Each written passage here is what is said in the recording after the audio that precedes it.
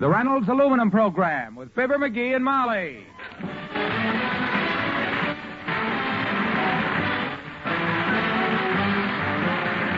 The Reynolds Metals Company, makers of Reynolds Aluminum, presents Fibber McGee and Molly, transcribed. The show is written by Phil Leslie and Keith Fowler and directed by Max Hutto, with music by the King's Men and Billy Mills Orchestra.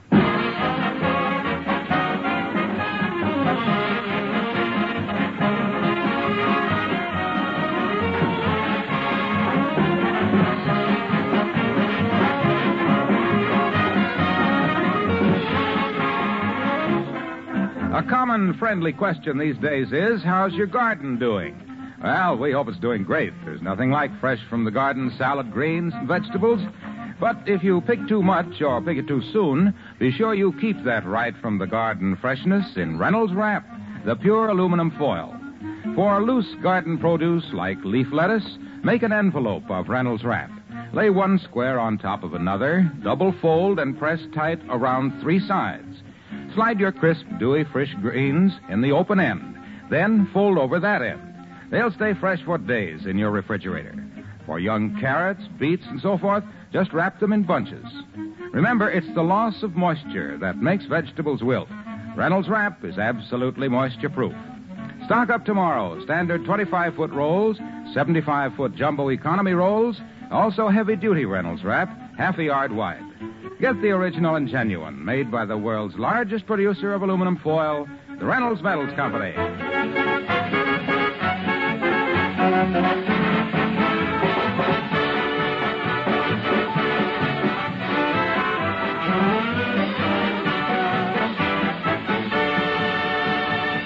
A sigh can be a very expressive sound. There's the happy sigh of the lover, the contented sigh of the tired man as he goes to bed. But for sheer bliss, nothing can touch this one. That's the sigh given after breakfast by the man of the house as we join Fibber McGee and Molly.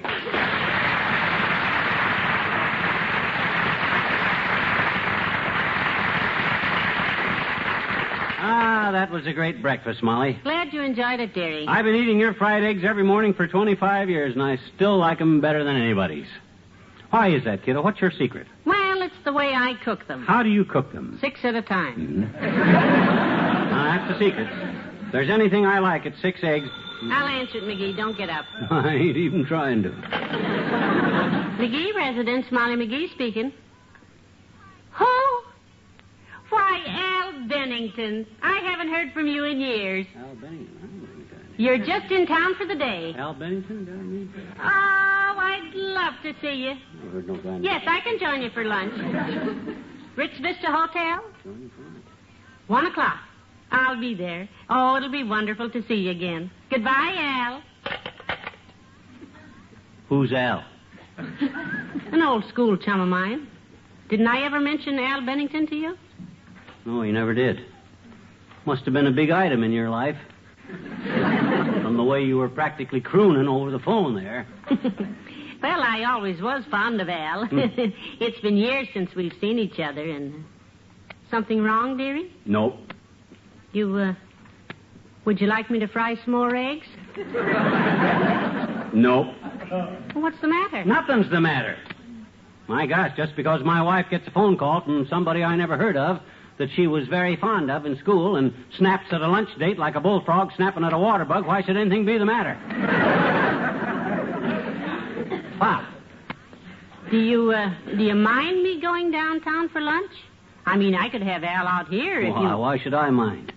You could have lunch with the entire Elks Club Drum and Bugle Corps in full uniform. I wouldn't raise the shortest hair in either eyebrow. Mr. Al Bennington is of no interest to me whatsoever. What's he do, a retired bootlegger? Of course not. Al is a very successful author. Writes romantic novels. Romantic. The junk they write nowadays. Give me the real fine old classics like Tom Swift and his plastic cheeseburger. Or the 5 Little Peppers and how they swiped the doggy out of the window. Al's novels are very popular. I don't care about Al's cheap novels or about Al. I'd just soon we didn't even mention Al again. What's Al look like? How about your height? Slimmer, though. Always did have a nice figure. And pray tell, what's wrong with my figure? Nothing, dearie, nothing at all. Maybe I ain't built like a Greek statue. Maybe I have put on a few pounds around the middle. But I put 'em on in the American way, with a knife and fork in my own home. Not taking other guys' wives to lunch in swank hotels. McGee, you sound just like a jealous husband. Believe me, you have no cause to be jealous of Al Bennington. Why, Al and I... Who's jealous? My gosh, I just don't like people comparing the way my structure is constructed to the way other people's structures are... Wait, dearie, come in. Oh, good morning, Dr. Gamble. Good morning, my dear. And a nod in your direction, vacuum top. Hi, Bulgernon. Bulgernon, what's that? Well, that's what your name ought to be. Guys named Algernon are called Algie. And if there ever was a guy that ought to be called Bulgy, you're the one... Let him dribble, Molly. Huh? I find it quite amusing to be called bulgy by someone who's beginning to resemble a basketball wrapped for mailing. I think we'd better change the subject. Himself is a little sensitive about his figure today. No, I feel better now that Fatso's here. Besides, I could lose weight if I wanted to. I'm sure the doctor could, too. As a matter of fact, I tried it at one time, Molly. Yeah? For a very good reason. I met a girl, and Cupid shot an arrow into my heart. Oh. What you mean, arrow? Kid must have used a harpoon to get through all that level. You mean your girl wanted you to lose weight, Doctor? No, it was just my own pride, Molly.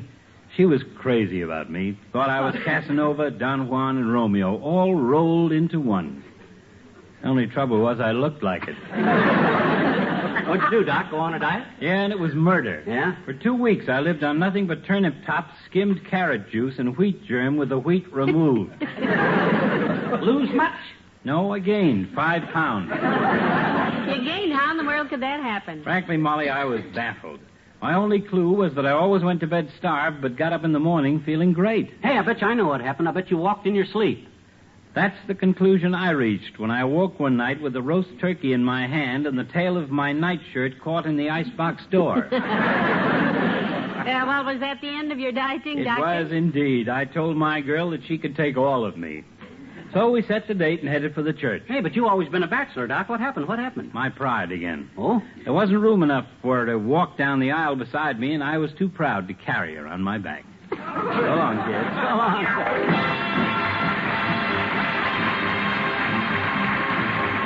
Billy Mills and the orchestra and Big Mamu.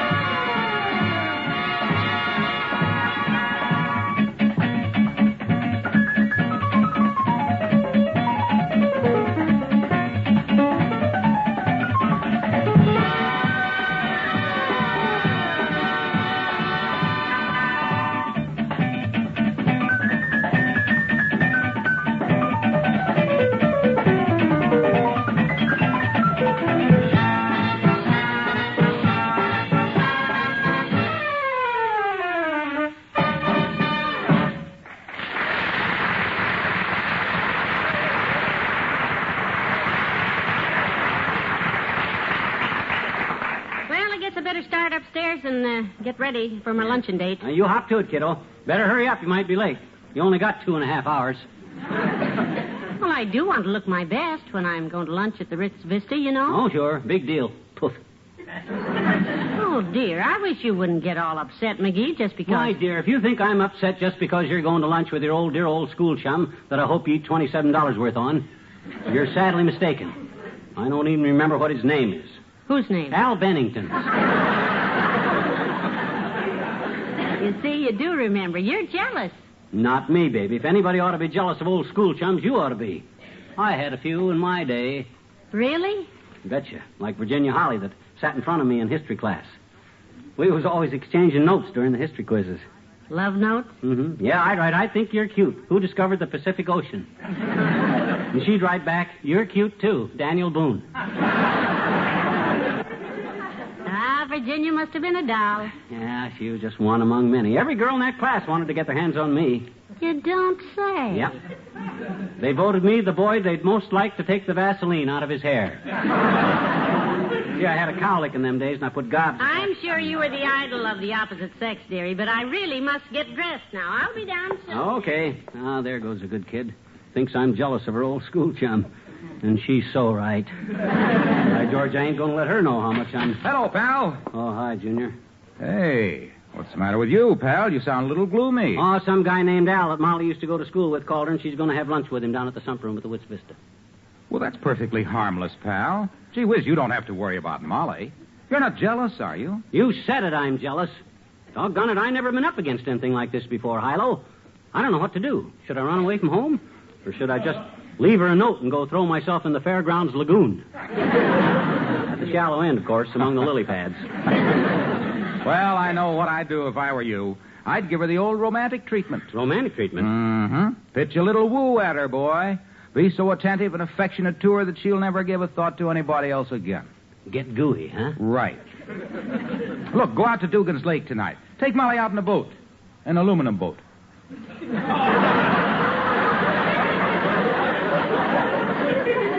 An aluminum boat? Yeah. One of those beautiful lifetime aluminum boats made of Reynolds aluminum. Just drift around the lake in it while you whisper sweet nothings in her ear. Wouldn't the sweet nothings mean nothing in a wooden boat? Pal, this is the woman you love. For her, the best. Yeah, that's right. Aluminum. A lifetime aluminum boat with the hull stamped out in one solid piece. That's the thing to take her out in, pal. Rust-proof, seamless, leak-proof, everlasting aluminum. Is it okay if I take my mandolin along? It's wood, but it sounds like aluminum. Sure. Take it along. That's the sort of thing women go for. Yeah. Music, moonlight, and a handsome aluminum boat. Yeah, you get them out on a moonlit lake, and they're mighty easy to handle. The women? No, the boats. Oh. Boy, how the women love those aluminum boats. Yeah. They're strong and sturdy, but they're light as a feather. Without a bit of effort, you can hold them in your arms. The boats? No, the women. Oh. Makes them feel romantic, drifting around the lake in a bright, modern, lifetime aluminum boat. And boy, how they can travel. When you take a paddle to them, pal, they go. The women? No, the boat. Oh. That's why I say take Molly out in an aluminum boat, which needs no care. Because the women we love deserve the best we can give them. What would we do without them, pal? They're mankind's greatest gift. The boats? Yes. Oh. And they're really wonderful with outboard motors, you know. If you take a lifetime aluminum boat and an outboard motor on your vacation, pal, you'll really love it. Because Hey, look, Junior, I'm not going on a vacation. I'm making Molly forget a guy named Al, remember? Oh, yeah. Worked so good, I forgot him myself. Yeah. Well, anyhow, that's how I'd handle this thing. Yeah? Yeah. The average man can make a woman think he's the handsomest, most charming guy that ever lived if he gives her the treatment I suggested. Just an aluminum boat and a mandolin will do it, huh? Well, in your case, it might take a steam yacht and a pipe organ. So long, pal.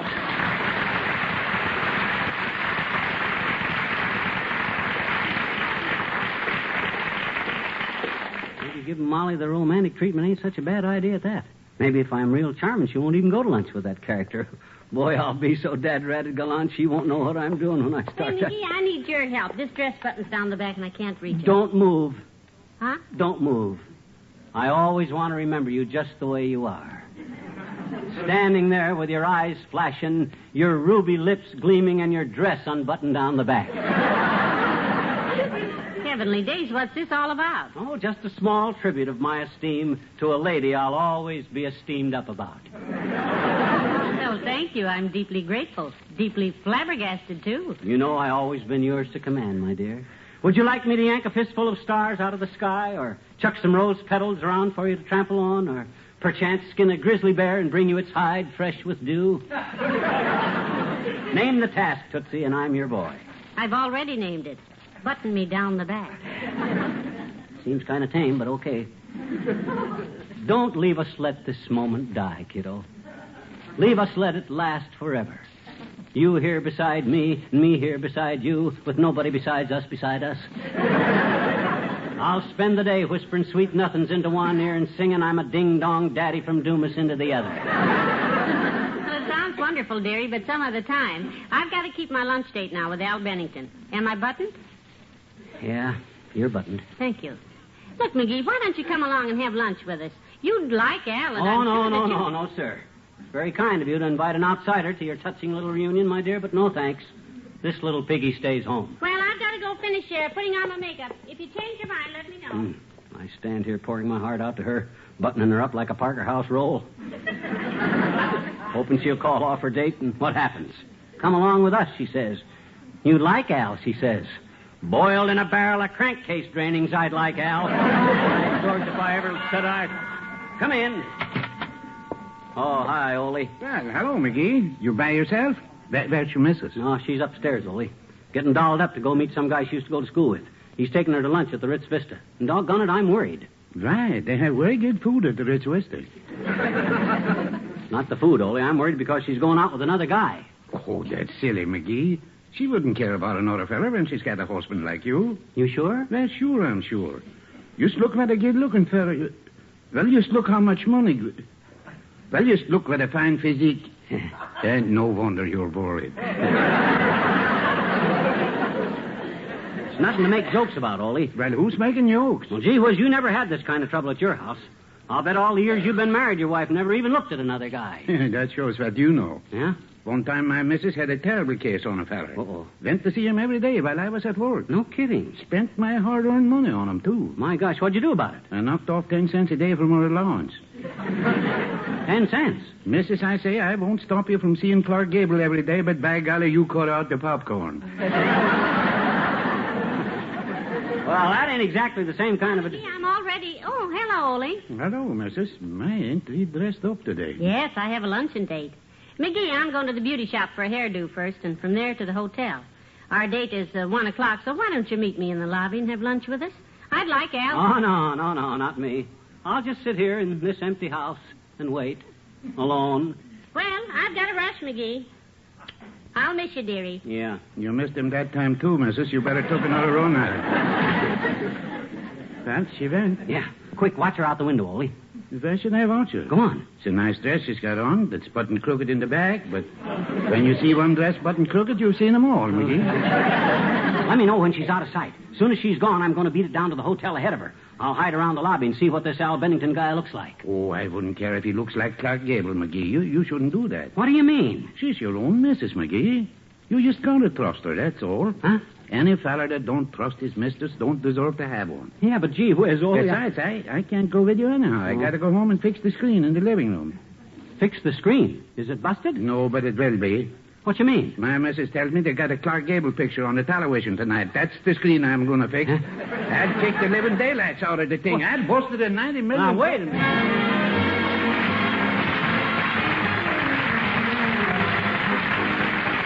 King's Men and Me and Marie.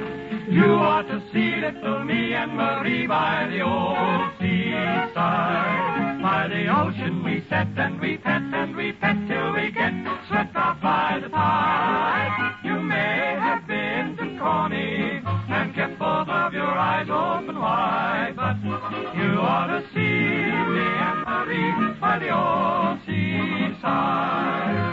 You ought to see little me and Marie by the old seaside. By the ocean we set and we pet till we get swept out by the tide.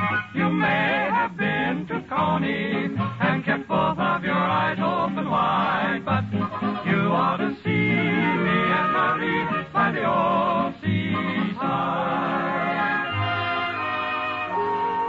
Only me and my Marie together.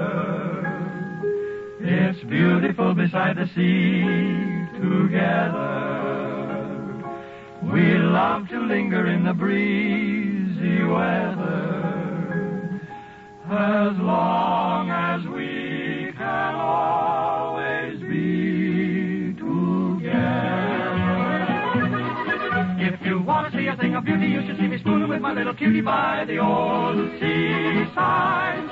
For when once we get the proper setting, we begin a petting and go on a petting till we end up getting such an awful wetting from the tide. First we talk about that and this a bit, then we walk about and hug and kiss a bit, till we finally find a spot where we can hide. Then, until the crowing of the chickens, me and my Marie proceed to raise the dickens by the old seaside.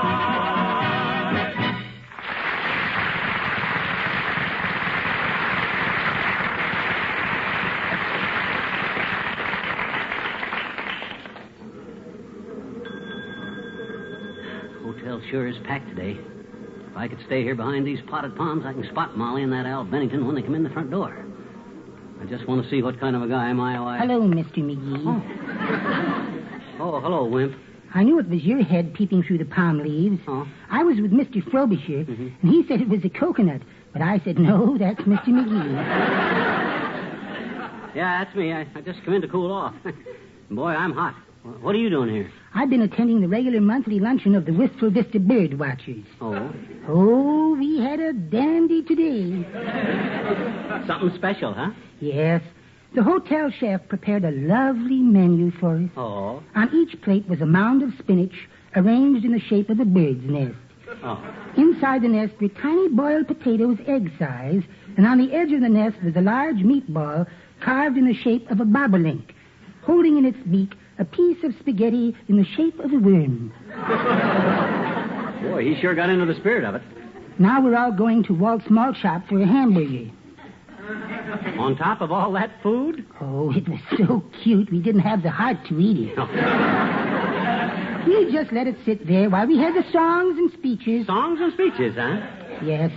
We opened with our bird watcher's anthem. Oh. Off we go into the wild woods yonder, watching birds little and big. We may see a lavender sapsucker or a blue thingamajig.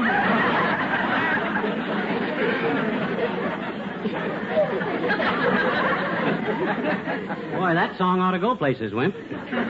Maybe you ought to go with it. I knew you'd like it. After the anthem, Mr. Frobisher delivered an address on buzzards. Do they really fly high down in Mobile? This was followed by a humorous reading from Mrs. Clatterhatch entitled, Who Put the Aureole in Mrs. Murphy's Camisole? Boy, you really lived it up today. Then I spoke. Oh, you spoke. My talk was on the habits of the northern South Dakota bentbeak. The bentbeak? Yes. The bentbeak is a bird with remarkably keen hearing. Oh? It can hear worms crawling deep in the ground, even under a concrete sidewalk. No fool. When it hears a worm under a concrete sidewalk, it doesn't stop to consider, but just hauls off and pecks away. Wow. Hence the name, bentbeak. Well, I must join the other bird watchers, Mr. McGee. Goodbye. Yeah, so long, Wallace.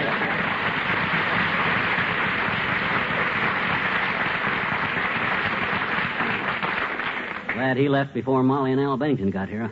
I've been keeping an eye on the front door, and I know they haven't... Hello, dear. Oh, my gosh. Hey, how'd you get in here? Through the side door while you were watching the front. Well, what you mean watching? I haven't been watching. I came in... I had a hunch I'd find you here in the lobby. Yeah, but Molly, I just happened Sure enough, there you were, crouched behind a potted palm like a stag at bay. Oh, doggone it, Molly. A guy's got a right to see who his wife's having lunch with. You said this Al Bennington was a writer, and some of them writers can't be trusted. They live in attics and grow beards and spout poetry that ain't got rhymes on the end. Maybe this Al's a bad egg. Well, we'll just settle that right now. Come on now. You're going to meet Al and have lunch with Oh, him. no, sir. You think I want people to think I don't trust you? Come on. I ain't the type to prise into your business. You go have your lunch. I'll look at him through the window. Now, quit fooling me. Al? No. Oh, Al, here I am. Over here. No, let go of my arm, Molly. I'm going home. I'm not going to... Al, it's so nice to see you, and I want you to meet my husband. Well, how do you do, Mr. McGee? I've heard so much about you. This is her. Alice Bennington, my favorite author. Her friends call her Al. Hi, Al. Well, you seem a little surprised, Mr. McGee. Don't I look the way you thought I'd look? Well, frankly, Al, no. But, gee, Al, you sure look fine to me, Al. Yeah. Now, will you join us for lunch, dearie? Join you. I'll pick up the check, kiddo. Hey, garçon, the best table in the house. Toot sweet. Ah, this will be a delightful literary treat. You wrote any good books lately, Al? I loved your last one about the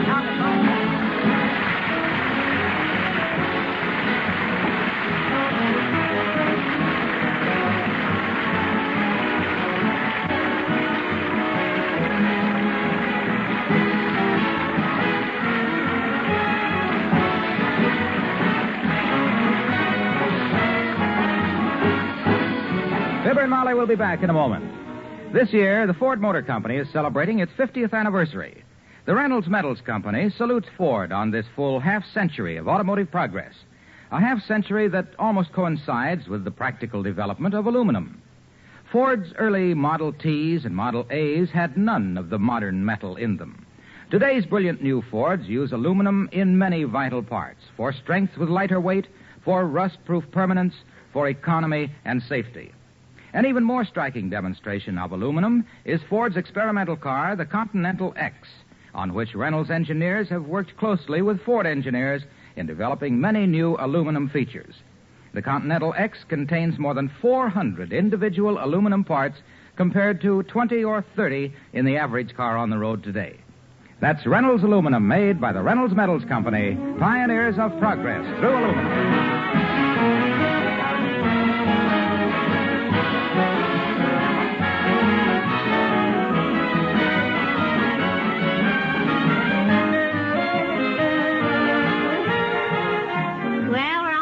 Dearie. It was a wonderful lunch, wasn't it? Yeah. How'd you like my friend Al Bennington? Aren't you ashamed for acting so jealous? Kiddo, I sure learned my lesson today. So help me, I'll never do a thing like that again as long as I live.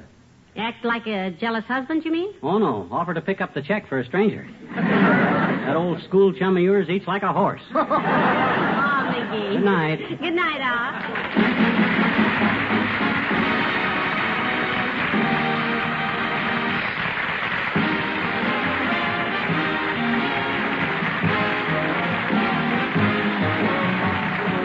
Metals Company, pioneers of progress through aluminum, has brought you Fibber McGee and Molly, transcribed with Bill Thompson, Arthur Q. Bryan, Dick LeGrand, Paula Winslow, and me, Harlow Wilcox. By the way, next Sunday is Father's Day. This is the one day in the year the American family pays tribute to the man who devotes the rest of the year to them. Don't forget to show him that he is appreciated. Sunday night is also the time to see Mr. Peepers, starring Wally Cox on NBC television. And be sure to be with us again next Tuesday night. Good night.